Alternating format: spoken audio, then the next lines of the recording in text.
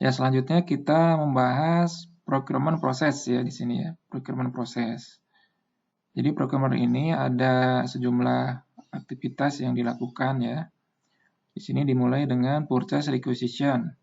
Purchase requisition ini adalah permintaan untuk pengadaan barang ya dilakukan di internal perusahaan.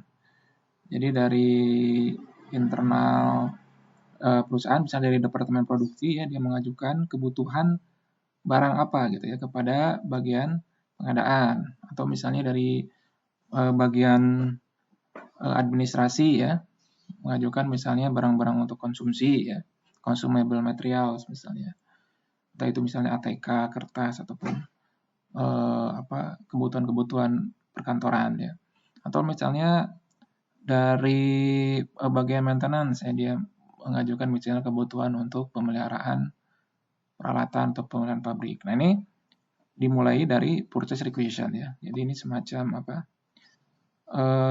kebutuhan ya, kebutuhan untuk pengadaan barang atau jasa.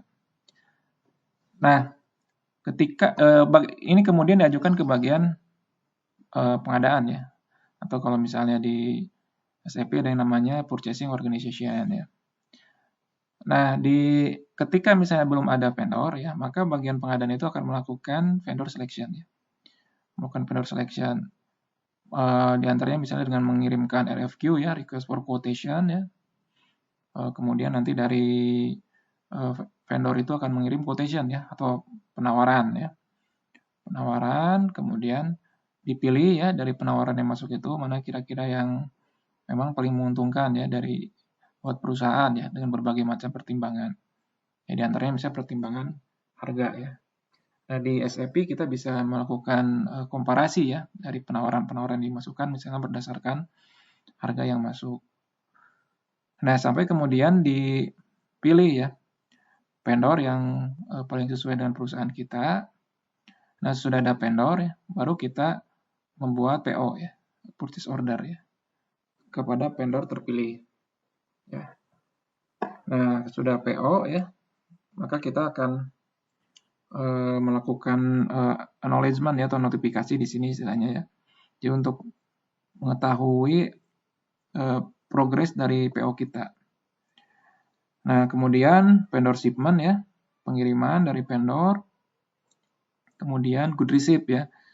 Nah, penerimaan barang ini di gudang ya.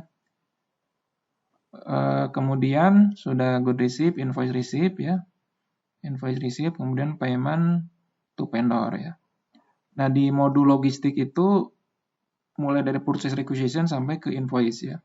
Sementara payment ini adanya di modul accounting ya. Adanya modul accounting. Seperti itu. Nah, ini proses standar ya dalam pengadaan barang ataupun jasa ya. Walaupun nanti dalam prakteknya akan ada variasi ya dari proses standar ini. Nah, ini kita bahas satu-satu contoh process requisition ya. Process requisition ini adalah internal dokumen ya yang meminta bagian pengadaan ya untuk mengadakan barang atau jasa ya dalam suatu waktu yang diminta ya, yang ditentukan ya. Jadi requisition ini bisa dibuat baik itu secara langsung dan juga manual ya. Jadi kita langsung entry di dokumen purchase requisition. Jadi kita jalankan transaksi purchase requisition misalnya di SAP ya.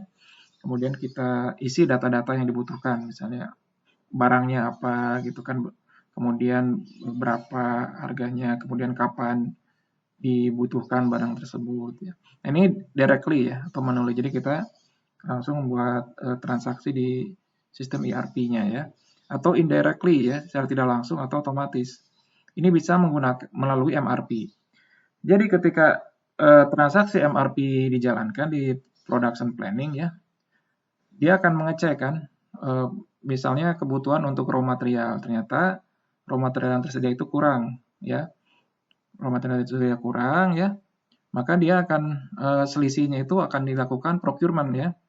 Nah, procurement itu diawali dengan tadi purchase requisition.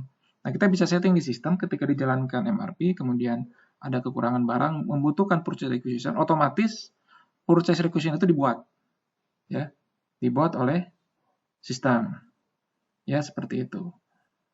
Nah ini perbedaan antara directly ya atau manually dengan indirectly atau automatically. Jadi ini secara otomatis terhubung dengan transaksi ataupun aktivitas ataupun proses bisnis yang lain yang ada di dalam sistem ERP ya, seperti itu. Nah, berikutnya ada requisition sourcing ya. Nah, di sini kita mencari kan siapa sih vendor ya yang akan memenuhi kebutuhan kita. Ya. Bisa dengan menggunakan internal sourcing requirement misalnya ya source list, outline agreement ataupun RFQ. Nah, ini kalau misalnya sudah ada ya di internal sourcing requirement ini kita bisa pengadaan barang ya dari misalnya gudang lain ya, gudang lain tapi masih dalam satu perusahaan. Atau kita juga bisa melihat dari kontrak yang ada ya. Atau kita bisa melihat dari tadi outline agreement atau kalau tidak ada kita bisa membuat RFQ ya, RFQ request for quotation ya. Jadi ini permintaan penawaran kepada vendornya yang nanti akan dilanjutkan dengan pemilihan vendor. Nah, kalau yang di atas ini ya ini sudah apa? Sudah ada ya. Sudah ada sourcing-nya ya. Nah, ini adalah internal sourcing yang tadi ya. Jadi kebutuhan barang itu ya bisa dipenuhi lewat sumber yang ada di dalam perusahaan. Ya, misalnya tadi contohnya adalah dari pabrik ataupun gudang ya, yang masih dalam satu perusahaan tapi lokasinya berbeda ya, seperti itu.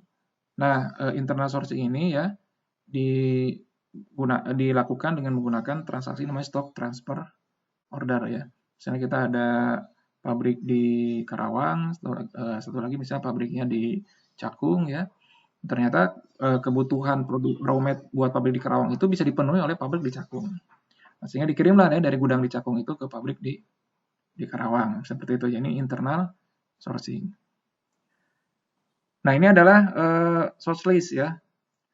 Source list ini ada sejumlah daftar ya, daftar mana saja vendor yang bisa memenuhi kebutuhan tersebut. Ya. Jadi kita bisa membuat source list ya. Jadi bentuknya source itu apa? Bisa dalam bentuk kontrak, ya bisa dalam bentuk misalnya schedule agreement ya. Jadi ketika dibuat nanti dari purchase requisition itu ke PO ya, kita bisa melihat di source list ya. Nah, kalian bisa lihat ya video tentang source list ini atau bagaimana melakukan automatic procurement ini ya. Itu di video tentang procurement ya, yang sudah saya upload juga di YouTube. Nah, ini adalah outline agreement ya. Outline agreement, jadi sudah ada perjanjian misalnya ataupun dalam jangka waktu tertentu ya, bentuknya bisa dalam bentuk kontrak atau schedule agreement ya. Nah, jadi ketika misalnya kebutuhan barang tersebut kita cek kontraknya atau kita cek schedule agreement-nya ya, apakah ada di situ ya. Kontrak ini bisa dalam bentuk quantity ataupun bisa dalam bentuk value ya. Jadi kontrak itu misalnya vendor akan menyediakan misalnya sejumlah barang ya. Total barang yang disediakan misalnya sekian ya. Ada 100.000 misalnya 100.000 unit. Nah, itu berdasarkan quantity. Atau berdasarkan value. Misalnya vendor akan menyediakan barang dengan total nilai barang misalnya 100 juta. Itu value. Ya. Nah, kalau schedule agreement ini sudah ada jadwal pengirimannya. Ya. Sudah jadwal pengirimannya, kemudian jadi di masing-masing jadwal pengiriman itu ada line item barang apa saja yang akan dikirim ya, jumlahnya berapa, kemudian kapan tanggalnya. Ini schedule agreement ya. Jadi kalau kontrak bentuknya hanya jumlah, kemudian untuk quantity ya, kalau schedule agreement sudah dengan kapan ya, kemudian berapa banyak barang yang akan dikirim. Ini sudah ada jadwalnya di sini. Jadi kalau ini kita yang meminta ya berdasarkan kontrak. Nah, berikutnya request for quotation ya. Ya, jadi kalau misalnya di sistem itu tidak ada vendor yang sesuai, ya kita bisa membuat namanya request for quotation ya. Jadi request for quotation ini adalah undangan atau permintaan kepada vendor ya melalui purchasing organization atau bagian pengadaan ya atau bagian pembelian yang ada di perusahaan kita supaya vendor itu memasukkan penawaran barang, ya, penawaran barang atau jasa, ya. Nah, kemudian ketika sudah masuk ya quotation-nya masuk ke sistem ya, nanti di entry ya. Quotation masuk ke penawaran dari vendor ya, kemudian kita entry ke dalam sistem ya. Nanti akan meng-create master record namanya purchasing information record. Nah, kemudian oleh sistem kita bisa melakukan yang namanya quotation price comparison. Jadi dari quotation yang masuk itu ya, kemudian di entry ke sistem, misalnya ada 5 vendor ya, kemudian kita jalankan transaksi ya. Transaksi price comparison ya. Nah, akan muncul ya oleh sistem SAP itu diurutkan berdasarkan harga, misalnya vendor mana yang paling menguntungkan. Nah, kemudian akhirnya kita pilih ya berdasarkan price comparison ini ya, misalnya quotation yang menurut kita paling menguntungkan ya. Nah, seperti ini ya. Jadi purchase requisition ya, kemudian RFQ ya, kemudian RFQ dikirim ke vendor nanti akan mengirimkan quotation ya. Quotation kemudian dievaluasi di sini, kemudian dipilih ya vendor mana yang atau quotation dari vendor mana yang memang paling menguntungkan, paling sesuai untuk perusahaan kita, sudah itu baru dibuat PO. Nah, bagi yang diterima ya, nah lanjut nanti ke PO. Kemudian bagi quotation yang tidak sesuai ya, bisa diterbitkan rejection letter ya. Rejection letter ini ya, itu bisa dibuat juga di sistem SAP ERP ya. Nah, ini adalah quotation atau penawaran dari vendor ya. Jadi quotation ini adalah dokumen legal dari vendor ya yang berisi penawaran barang ya. Di dalamnya juga terdapat misalnya harga dan condition ya. Kondisi ini terkait misalnya diskon ya. Kemudian biaya-biaya yang lain yang dibutuhkan atau di dalam proses pengadaan barang ya. Kemudian dan ada juga waktu ya, predefined period of time. Jadi ada barang jumlahnya, kemudian condition-nya ya, atau struktur pembiayaannya ya. Kemudian juga predefined period of time. Jadi ada waktunya ya. Kapan pengiriman dari barang tersebut. Ya, nah ini adalah vendor evaluation ya, vendor evaluation. Kita bisa mengevaluasi tadi vendor ya, maksud vendor ya berdasarkan sejumlah kriteria ya. Ya misalnya di sini di dalam sistem SAP ERP ada beberapa kriteria dan subkriteria ya yang bisa dipakai. Misalnya di sini terkait price, quality, dan delivery kan 3 ya biasanya ya yang menjadi pertimbangan utama. Price ya harga, kualitas, kemudian waktu ya, waktu pengiriman. Jadi kita bisa melakukan seleksi berdasarkan harga ya, price level, price history-nya, kemudian quality-nya ya, ataupun delivery ya. Kemudian kita membuat scoring ya, dan pembobotan ya untuk setiap kriteria ini. Nah, sehingga akan dihasilkan ya vendor yang paling tepat ya. Nah, sesudah ada vendor ya, baru dilakukan purchase order ya.